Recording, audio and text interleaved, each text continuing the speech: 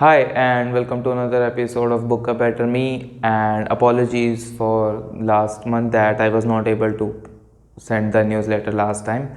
I was stuck in very important personal work, due to which I was not able to do that. And I'll try to keep my best to keep sending more and more videos regularly, and I'll be consistent this time. So this month's book is The Siege by Kathy Scott Clark and Anton Levy. It's a book based on the attacks of 26/11 2008 in Mumbai. So I was actually planning to send it last month because last month was November. It would have been pretty cliche and kind of cool to send it last month, but due to some work I was not able to do that, so I'm sending it now a bit late, but I think it would work because this book was very interesting to read. This book is very detailed, and I would not be covering a lot of details because of time constraint, and I'll just tell the most important details. But if you want to read more details, you can just go to the newsletter and read it.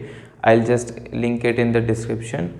You won't have to sign up or anything, you can just go and read it as a blog, and I hope you enjoy the book just like I did. So, intelligence authorities and Maharashtra police had started receiving intel that Lashkar-e-Taiba was planning to attack Mumbai since August 2006, and there were 25 such intels delivered to them, and three of them included mention of Fidain.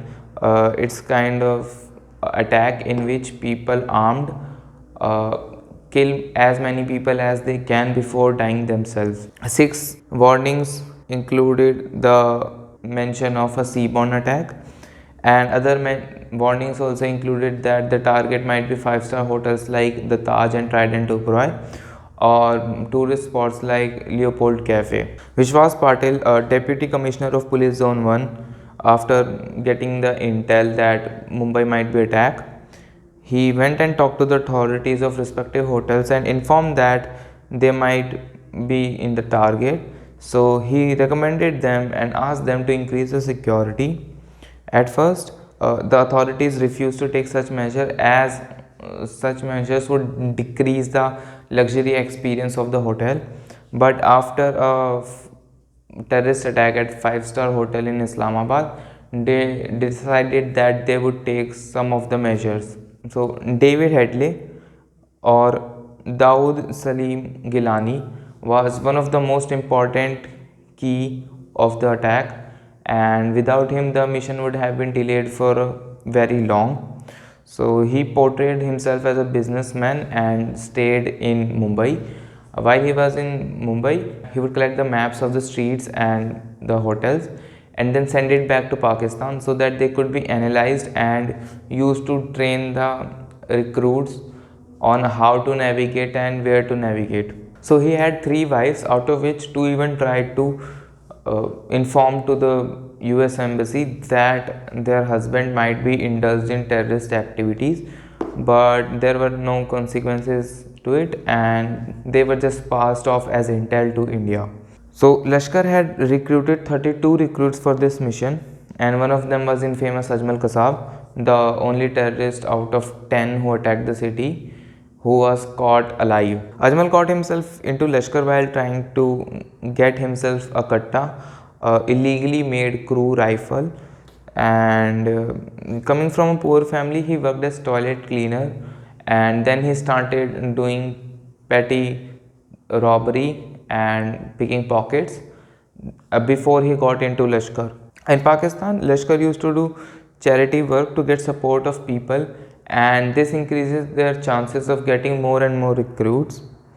Each and every of this second involved them brainwashing on how India is bad, and they had to take revenge so that once they die on their mission, they would go to heaven.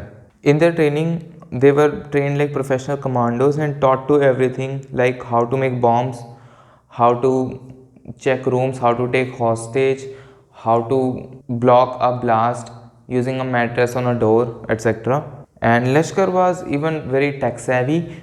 They had a special room full of computers equipped with high speed internet, and they actually rented a online phone service so that their calls could not be traced back to Pakistan, and it would confuse Indian authorities for a while. They also used Google Earth to train the recruits on how to navigate the city, and they were provided with fake Indian IDs, dressed and given haircut of average Indian people, and they were even taught how to speak Hindi in local accent. In India, sleeper cells known as mice or chूहे bought 5 identical Nokia handsets, one for each team of two. The teams were as follows: first, Ajmal Kasab and Ismail Khan; second, Umair and Aksha; third, Shoaib and Umair; fourth, Abdul Rahman Bada and Ali; fifth, Abdul Rahman Chota and Farudullah. And the targets were Chhatrapati Shivaji Terminus, Malabar Hills, the Leopold Cafe, the Trident Opera Hotel, Shabad House and the Taj Hotel. And the two of these team would solely focus on the Taj Hotel as it was the most important target. They actually planned to attack first on 27th September, but due to the bad weather condition at the sea, they were not able to do that, so they postponed their plan to 26th November. So the first attack happened in Leopold Cafe, where two young clean shaved men opened fire on the crowd and hurled grenades. At first, people thought it was gang war between Russians and Israelis over drugs, but once the police reached the cafe and saw two AK-47 clips taped together, they knew that it was not an average gangster but a trained professional. Hearing the gunfire, a crowd of guests rushed into Taj Hotel so that they could survive, but along the crowd, two gunmen entered too. The metal detector did beep, but because of the rush, they were left unnoticed. And once after getting into lobby, those two gunmen opened fire on the crowd and started killing and injuring people. The police was way underarmed and untrained for such attacks. Most of the policemen had just lathis as weapon, and only selected high officials had pistols or revolver with them as weapon. When the attack happened, Karambir Singh Kang, the general manager of the hotel, was in a different city for work, and by the time he reached back to the hotel was under siege, and his wife and two kids were in the hotel too, where they used to live in a suite on 6th floor. There was a wedding reception going on in the hotel too, in the chambers. Chambers are the party hall of the Taj, and there were extremely rich and important guests there, like MPs, food bloggers, etc. And some people like Bob, a businessman who manages the security of IPL that happens in Mumbai every year, and Captain Ravi, who was an ex-US Marine visiting India, taught basic safety measures to the people who were along them so that they could survive. They taught them things like staying away from chandelier, locking the doors properly, and keeping their phone on silent, etc. By 12:40 am, 27th November, the terrorists had terrorized CST, taken over Taj, Trident Opera and Shabad House. Ajmal and Ismail had opened fire on policemen, killing 3 officers and injuring one. They hijacked that police jeep and went around the city near metro stations and crowded places and firing on the crowd. They kept roaming like this until jeep's tire burst.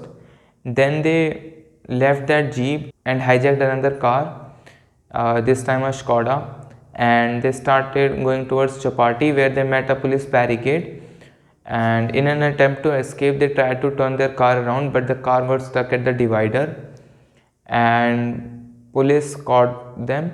But before getting caught, Ismail and Ajmal tried to kill policemen and they opened fire on them. Ismail was killed on the spot due to crossfire, and once Constable Tularam Omble tried to take Ajmal out of. Ajmal started firing bullet into him, and then he tried to move his rifle around, but Constable Tularam held his gun into himself until the clip was empty, taking all the bullets into him so that other policemen weren't injured. And just as the clip got empty, other policemen caught Ajmal before he could escape. And this is how Ajmal was caught alive.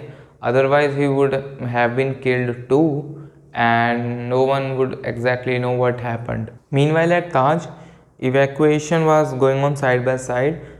These evacuations were done by policemen and common guests and even the staff of the hotels, who tried their best to save as many people as possible, and some of them even risking their life so that they could save others. For example, in the tower, Bob and Captain Ravi managed to evacuate 150 Koreans who were stuck at the top of the tower to the safety. Decorated police officer Rajesh Maria, who was controlling the whole mission from the control room and telling everyone what to do, though he wanted to go to the Taj and handle things himself, but he was not given the permission to, and he had to stay in the back to take control of everything.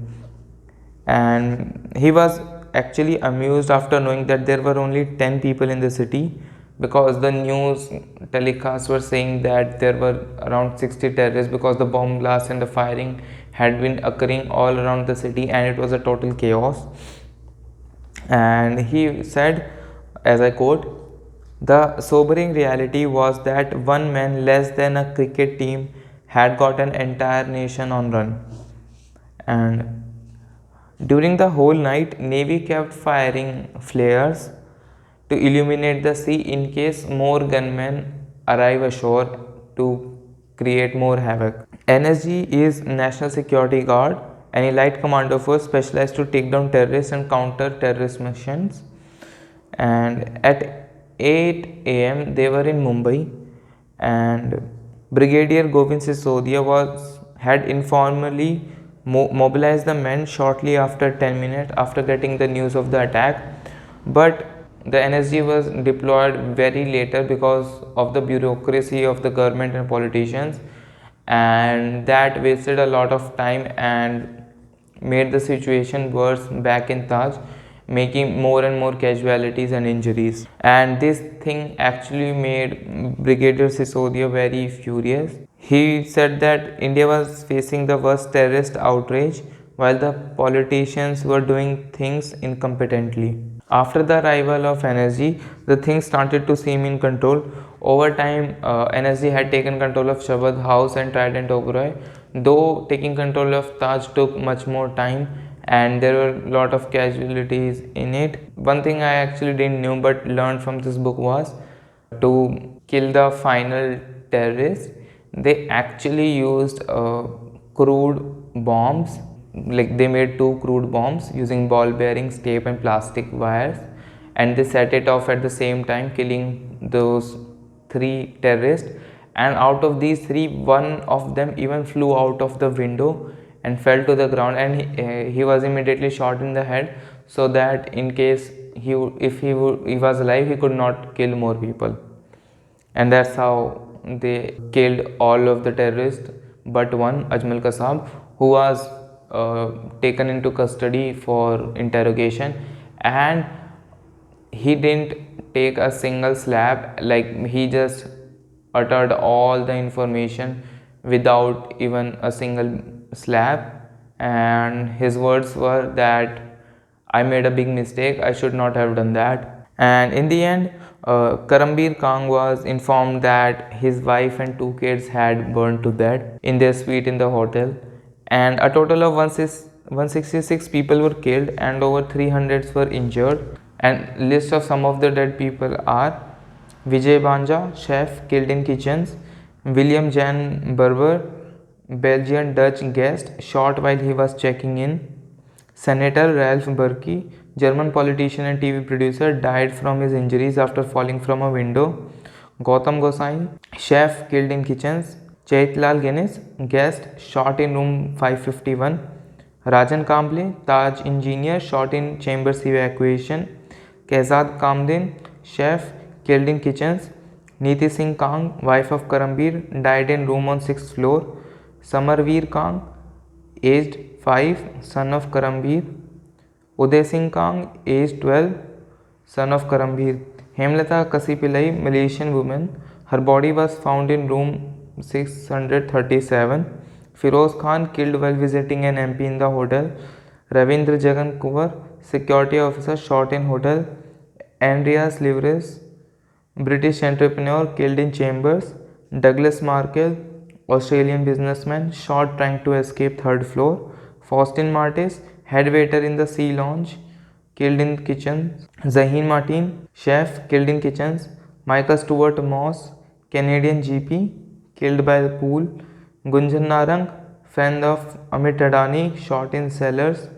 Amit Tatani was the guy whose reception was being held at Taj Hotel that day. Neelam Narang, mother of Gunjan, killed in cellars. Vishnu Narang, father of Gunjan, shot in cellars. Sadanand Patil, trainee manager, shot in head in lobby. Rupinder Randhawa, teacher, killed in chamber evacuation. Boris Rego, chef, killed in cellars. Elizabeth Russell, nurse from Canada, shot by pool. Sabina Sehgal Saika, writer, died in Sunrise Suite. Rajiv Saraswati, guest, killed in room on 4th floor above Will Pike and Kelly Doyle. Rahmatullah Shaukat Ali, head waiter in Shamiana, shot in restaurant. Maqsood Sheikh, killed while visiting an MP in the hotel. Rahul Shinde, reserve constable in SRPF, killed during exit from CCTV room. Hemant Talim, chef, shot in kitchens. Sandeep Krishnan, major from NSG, killed in Palm Lounge. Thomas Verghese, head waiter, killed in kitchens. Lucy, the sniffer dog, shot by palace lobby. And before I end this episode, I would say that this book was very detailed. Like, it even had the phone number the terrorists used to talk to the handlers, and I didn't tell it because I think it got allotted to someone else now, because I checked it on Truecaller and I don't want people to spam him, so I didn't include that. But this book is very detailed, and I would still suggest that you go and read the newsletter or you just read the book, because this book is very detailed. Like, I have even watched a lot of documentaries and movie on it, but none of them were as detailed as this book, and I would suggest it's a very good book. With that, I'll just end today's episode. Thank you and have a nice day.